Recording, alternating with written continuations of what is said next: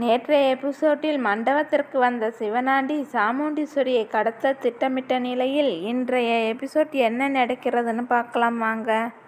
சிவனாண்டி சாமுண்டீஸ்வரி மகளின் வாழ்க்கையை அழிக்க வேண்டும், சாமுண்டீஸ்வரியை பழிக்கு பழி வாங்க வேண்டும் என துடிக்கும் சிவனாண்டி சந்திரகலாவை வைத்து சாமுண்டீஸ்வரியின் கவனத்தை திசை திருப்பி மண்டபத்தில் ஆட்களை வைத்து சிவனாண்டி மயக்கமடைய செய்து அங்கிருந்து கடத்துகிறார். சாமுண்டீஸ்வரி கடத்தப்பட்ட விஷயம் எதுவும் தெரியாமல் திருமண ஏற்பாடு ஒரு பக்கம் பரபரப்பா நடந்துட்டு இருக்கு.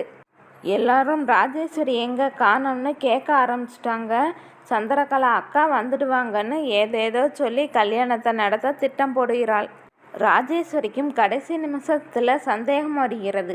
சாமுண்டீஸ்வரி எங்கே போயிருப்பான்னு யோசிச்சு சந்திரகலா கிட்ட கேட்க, சந்திரகலா அக்கா கோயிலுக்கு போயிருப்பதாக சொல்லி சமாளிக்கிறாள். சாமுண்டீஸ்வரி இல்லாமல் திருமணம் நடந்துருமான்னு பரபரப்பாக ஒரு பக்கம் இருக்க, மறுபக்கம் சாமுண்டீஸ்வரியை கடத்தி கொண்டு செல்லும் வேன் கார்த்திக் நரசை அழைத்து கொண்டு வரும் கார் மீது மோதி விபத்து ஏற்படுகிறது. கார்த்திக் ரவுடிகளுடன் வாக்குவாதத்தில் ஏற்பட உள்ளே மயங்கிய நிலையில் இருக்கும் சாமுண்டீஸ்வரியை கண்டுபிடிப்பானா? இந்த திருமணம் முருகன் சொன்னபடி கார்த்திக்கோடு எப்படி நடக்கப் போகிறது என்பதை பொறுத்திருந்து பார்ப்போம்.